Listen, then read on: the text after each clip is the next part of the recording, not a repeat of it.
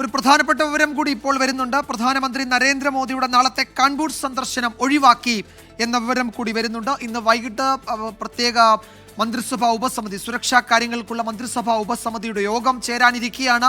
നാളത്തെ പരിപാടികൾ പ്രധാനമന്ത്രി ഒഴിവാക്കിയെന്ന വിവരം കൂടി ഡൽഹിയിൽ നിന്ന് വരുന്നത്. ബി ദിലീപ് കുമാർ വിശദാംശങ്ങളുമായി ന്യൂസ് ഡെസ്കിൽ നിന്ന് ചേരുന്നു.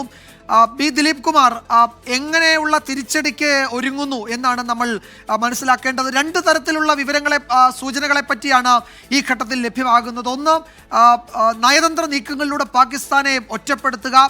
രണ്ട്, സൈനികമായി ഇതിന് മറുപടി പറയുക. രണ്ട് സാധ്യതകളും വിശദമായി തന്നെ പരിശോധിക്കാൻ പോവുകയാണ് മന്ത്രിസഭാ ഉപസമിതി സുരക്ഷാ കാര്യങ്ങൾക്കായി ചേരുന്നത്. വൈകുന്നേരം 6 മണിക്കാണ് ആ യോഗം പ്രധാനമന്ത്രിയുടെ വസതിയിൽ. നേരത്തെ ഒക്കെ ഉണ്ടായ ഉറിയുടെ കാര്യത്തിൽ ആ സമയത്തുണ്ടായ തിരിച്ചടി, ബാലാക്കോട്ടിലെ പുൽവാമയ്ക്കുള്ള മറുപടി, അതിനൊക്കെ അപ്പുറത്തേക്ക് കടുത്ത നടപടി വേണമെന്ന് രാജ്യത്തിൻ്റെ വിവിധ കേന്ദ്രങ്ങളിൽ നിന്ന് വലിയ ആവശ്യമുയർന്ന പശ്ചാത്തലത്തിൽ കടുത്ത നടപടിയിലേക്ക് പോകാൻ തന്നെയാണ് സാധ്യതകളെന്ന് ഡൽഹി റിപ്പോർട്ടുകൾ പറയുന്നുണ്ടല്ലേ? വിജയകുമാർ, കേന്ദ്ര സർക്കാർ എല്ലാ കാര്യങ്ങളും ഇതുമായി ബന്ധപ്പെട്ട് പരിശോധിക്കുന്നുണ്ട്. നയതന്ത്ര തലത്തിലുള്ള തിരിച്ചടിയാണോ അതോ സൈനിക നീക്കത്തിലൂടെ തിരിച്ചടി നൽകണമോ എന്നതടക്കമുള്ള കാര്യങ്ങൾ പരിശോധിക്കുന്നുണ്ട്. പാകിസ്ഥാന് ഈ ഭീകരാക്രമണത്തിൽ പങ്കുണ്ട് എന്ന കാര്യം ഏറെക്കുറെ വ്യക്തമായിരിക്കുകയാണ്.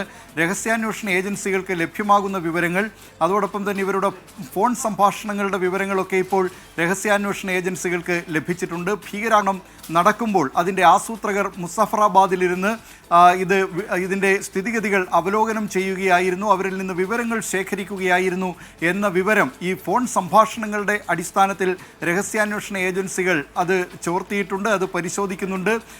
അതുകൊണ്ട് തന്നെ പാകിസ്ഥാൻ ഇക്കാര്യത്തിൽ പങ്കുണ്ട് എന്ന കാര്യം നിസ്സംശയമാണ്. പാകിസ്ഥാനാണ് ഈ ഭീകരാക്രമണം ആസൂത്രണം ചെയ്തവർക്ക് പിന്നിൽ. പ്രത്യേകിച്ച് 2 പാകിസ്ഥാനി പൗരന്മാർ കൂടി ഇതിൽ നേരിട്ട് പങ്കെടുത്തിട്ടുണ്ട്. പഷ്തൂൺ ഭാഷ സംസാരിക്കുന്നവരാണ് ഈ 2 പേർ എന്ന കാര്യം. അത് അഫ്ഗാനിസ്ഥാൻ പാകിസ്ഥാൻ അതിർത്തിയിലുള്ളവർ സംസാരിക്കുന്ന ഭാഷയാണ്. ആ കാര്യം കൂടി, അതായത് പാകിസ്ഥാൻ പൗരന്മാർ കൂടി ഇതിൽ ഉൾപ്പെട്ടതോടുകൂടി പാകിസ്ഥാൻ്റെ പങ്ക് നിസ്സംശയം വ്യക്തമായിട്ടുണ്ട്. ഇനി ഈ ഭീകരർ എവിടെയെന്ന് കണ്ടെത്തുക എന്നതാണ് ഏറ്റവും പ്രധാനപ്പെട്ട കാര്യം. ഈ ബൈസാരൻ മേഖലയ്ക്ക് സമീപം അവിടുത്തെ മലനിരകളിൽ തിങ്ങി നിറഞ്ഞ ദേവദാരു മരങ്ങളാണ്. ആ ദേവദാരു മരങ്ങളുടെ ആ കാടുകളിൽ എവിടെയാണ് ഇവർ ഒളിച്ചിരിക്കുന്നതെന്നറിയാൻ റഡാർ പരിശോധനയടക്കം ഇന്ത്യ ഉപയോഗിക്കുന്നുണ്ട്. അത്യന്താധുനിക ഹെലികോപ്റ്റർ, ധ്രുവ് അടക്കമുള്ള കാര്യങ്ങൾ അവിടേക്ക് ഈ പരിശോധനയുമായി ബന്ധപ്പെട്ട് കേന്ദ്ര സർക്കാർ, കേന്ദ്ര പ്രതിരോധ മന്ത്രാലയമൊക്കെ ആ നിലയിലുള്ള വിന്യാസം അവിടെ നടത്തിയിട്ടുണ്ട്. വൈകിട്ട് 6 മണിക്കാണ് സുരക്ഷാ കാര്യങ്ങൾക്കുള്ള കേന്ദ്ര മന്ത്രിസഭാ സമിതി യോഗം ചേരുന്നത്. പ്രധാനമന്ത്രിയുടെ അധ്യക്ഷതയിൽ ചേരുന്ന ഈ യോഗത്തിൽ ആഭ്യന്തരമന്ത്രി അമിത്ഷാ, പ്രതിരോധ മന്ത്രി രാജ്നാഥ് സിംഗ്, ധനമന്ത്രി നിർമ്മല സീതാരാമൻ എന്നിവരും ദേശീയ സുരക്ഷാ ഉപദേഷ്ടാവ് അജിത് ഡോവലുമാണ് പങ്കെടുക്കുക. ഈ മന്ത്രിസഭാ യോഗമായിരിക്കും നിർണായകമായ ഏതു തീരുമാനവും കൈക്കൊള്ളാൻ പോകുന്നത്. ഒരുപക്ഷെ പ്രതിപക്ഷത്തെ കൂടി ഇക്കാര്യത്തിൽ, ഇപ്പോൾ രാജ്യം ഒറ്റക്കെട്ടായി ഈ വിഷയത്തിൽ കേന്ദ്ര സർക്കാരിനൊപ്പമാണ്. അതുകൊണ്ട് തന്നെ പ്രതിപക്ഷത്തോടും കാര്യങ്ങൾ കേന്ദ്ര സർക്കാർ വിശദീകരിച്ചേക്കും. സർവകക്ഷി യോഗം വിളിക്കുന്നതിനുള്ള സാധ്യതകളും ഒരുപക്ഷെ കേന്ദ്ര സർക്കാർ ആരായുന്നതിനുള്ള കാര്യങ്ങൾ ഈ മന്ത്രിസഭാ യോഗത്തിൽ, സുരക്ഷാ കാര്യങ്ങൾക്കുള്ള മന്ത്രിസഭാ സമിതി യോഗത്തിൽ ചർച്ച ചെയ്യുന്നതിനുള്ള സാധ്യതയുണ്ട്.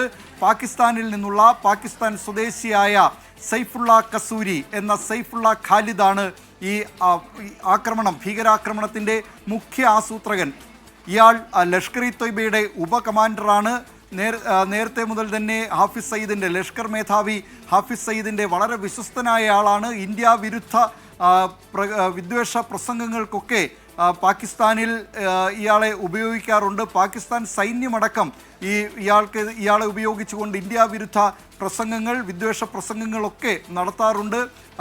ഈ സൈഫുള്ള കസൂരി തന്നെയാണ് മുഖ്യ ആസൂത്രകനെന്നും രഹസ്യാന്വേഷണ ഏജൻസികൾ തിരിച്ചറിഞ്ഞിട്ടുണ്ട്. ഇനി ഭീകരർ എവിടെയെന്ന് കണ്ടെത്തുക, അവരിൽ നിന്ന് നിർണായക വിവരങ്ങൾ ശേഖരിക്കുക, ഇതാണ്. 250ഓളം പേർ ഇപ്പോൾ തന്നെ തെക്കൻ കശ്മീരിൽ പോലീസിൻ്റെ കസ്റ്റഡിയിലുണ്ട്. ഇവരെ വിശദമായി ചോദ്യം ചെയ്തു വരികയാണ്. വിജയകുമാർ.